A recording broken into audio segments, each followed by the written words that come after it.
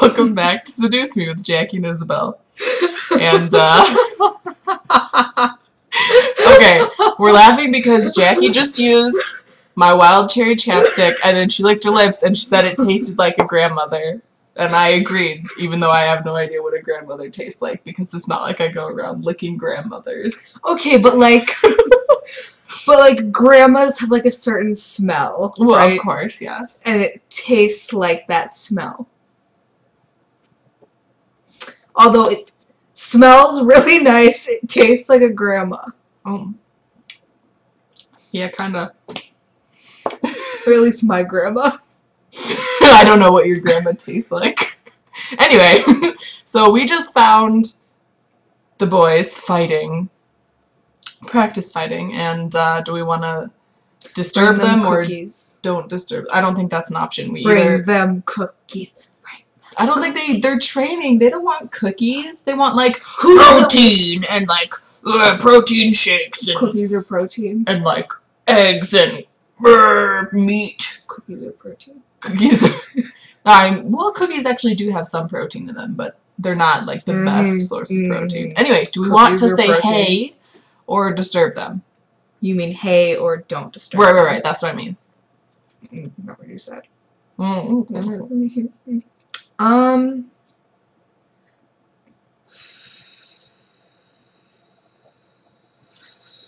I mean, on the one hand, we could say hey and like just let them know we're here, you know. I don't know if that's like a hey, stop fighting, or like a hey, that's what I'm wondering too. Because if it's like a hey, stop fighting, then I don't want to do it. But if it's just like a hey guys, I'm here, I'm watching you, get all sweaty. Let's not disturb them. Okay. Don't disturb them.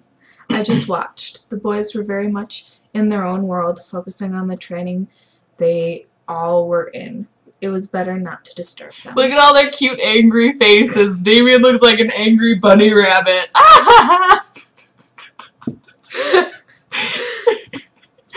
I checked the time and decided to head inside to the kitchen. I was getting hungry, and I'm sure the boys would need to eat soon, so lunch was a must. See, we are making them cookies. No, we're not. We're making them lunch. Might as well make lunch today. It's been a while since I cooked. Lunch wasn't particularly hard. I decided to make... Oh. Well, see, the only thing of this that I would actually make is pizza, because I'm a vegetarian. But what do you have any instinct? Pizza sounds good. I would totally make pizza for lunch. Pizza is always good, no matter what time of day it is. Do we have any? Can we make one? Is the food that's left over in her grandpa's house all of her grandpa's food before he died? Yes. I would feel a little weird. Yeah. About, like, using it, to be honest. Grandpa's dead hands have been all over it. Luckily, we had some pizza in the freezer to heat up. Pizzamores baked with love pizza. Pizzamores. Mamma mia. Don't upstage me. When Mamma Mia hits your eye like a big pizza pie, that's amore. Thank you. Sorry, continue. Had all the makings of pizza types, including pepperoni. All this does have meat on it. Pepperoni, sausage, mushrooms, and extra cheese. What a boring pizza. That is pretty boring. Just top it. What does that mean? Oh, the toppings are separate. Oh. That's weird. Just top it, bake it, and serve. I'd have to get more later. Or you could just get freezer pizza that's already made. This is freezer pizza. Yeah, but it's already made. This you have to top yourself. Oh. I placed the food in the dining room. However, none of the boys were there by the time I brought the final dish out. I carried that dish to the main lobby, catching the boys separating into different rooms of the house. Okay. Part of me wanted to go to one in particular. The other part of me wanted to just leave them be and take the food in my hand to my room and eat. And maybe I could go out today while the boys focus on training. Okay, well, since we're pursuing Erik, Find one of the incubi. yeah, that's what we have to do, obviously. Yes. I quickly rushed back and grabbed a second food dish before hunting down one of the boys. I know who it is. It's Erik. You want another sexy foot massage. Oh.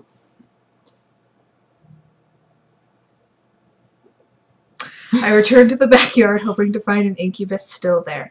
Luckily, my gut feeling was right. Erik was beside the gazebo, looking to a small flower that was growing on the railing of it. Oh. As I approached, Erik turned his head and smiled his usual smile. Cute. Hello, princess. Hello, Erik. Aw, does that make us Ariel then? Because, you know, Prince Erik was Ariel's. He's better looking than Prince Erik. Prince Erik is the fourth most attractive Disney prince. The first being Flynn Rider, the second being, well, second being a tie between Aladdin and Naveen. Fourth being Erik. Excuse me. Hey, Erik, I got some lunch for you. 'Cause you're my favorite. Really? You did not have to do that, princess. Stop calling me princess, please. No, don't stop. Ugh, gross. No, it's What's wrong fine. with Here. princess? Ugh. I would hate to be called princess. You're Prince ass. Erik smiled and took his food, eating a little bit before looking to the flower again. Out of curiosity, I looked as well. It was a simple white daisy in full bloom. Erik shook his head and chuckled softly as I joined him in the flower gazing. Cute. Sorry, I was simply reminded of home. They have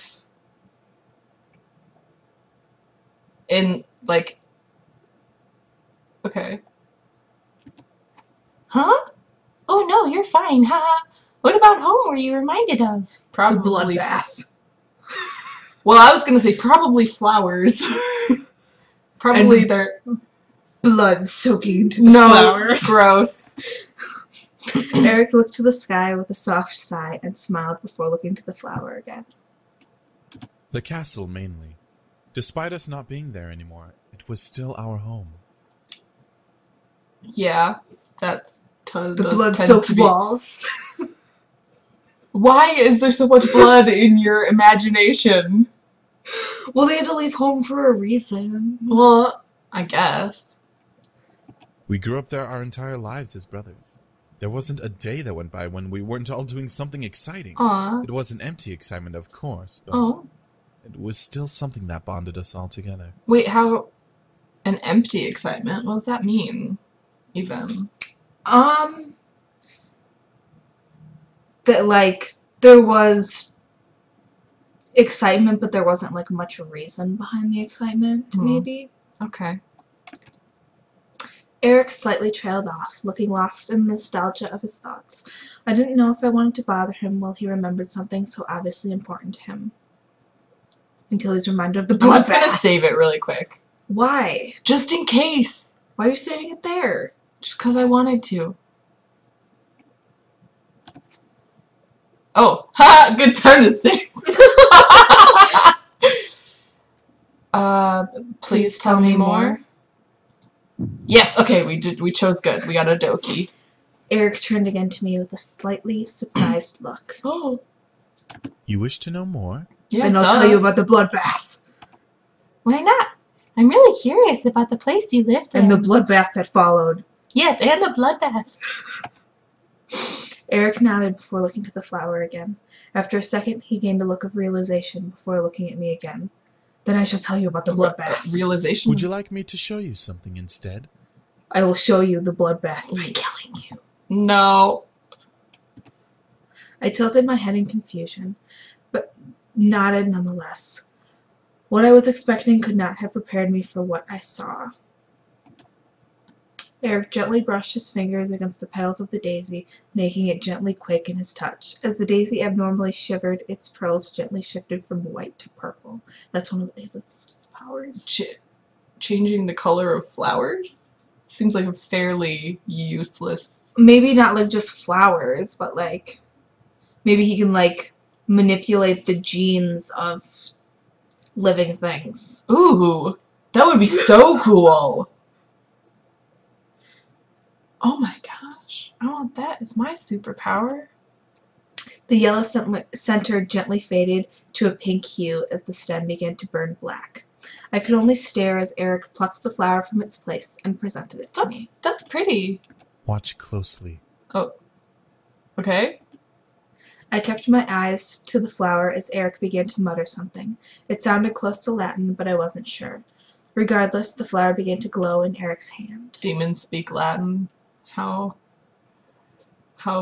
predictable. Small, crystal-like spores floated up from the pink center and began to form a circle in the air. As the circle closed, the center filled with smoke, forming a screen of some sort. It was misty, so I couldn't see anything. Okay. Interesting. What is this? Yeah, I feel you, Buttercup. Just watch. I'm sick of your sorcery! Stop it, mouse. I raised my eyebrow, but I followed his instruction. Eventually, the mist faded away, revealing a large throne room. It was all of stone and tile, with the throne itself covered in red fabric and gold metal.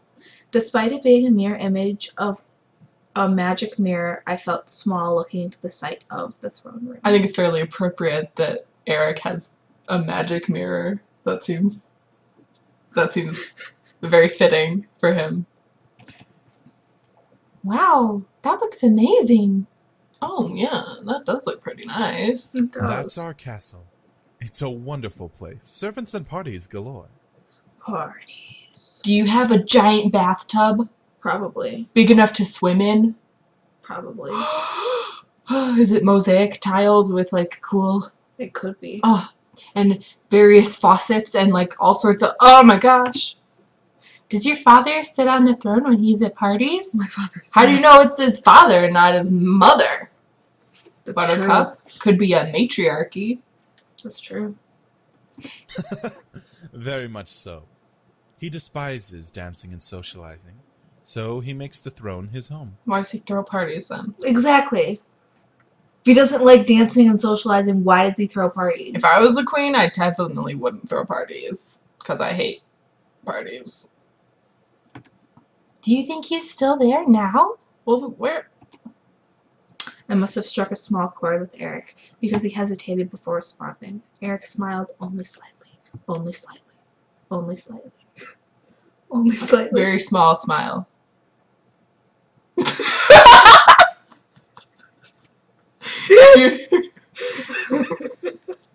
What? You just... We don't know. When we left, we didn't look back. However, we are sure he's still there, since no one followed us out of the Abyssal Plains. Right.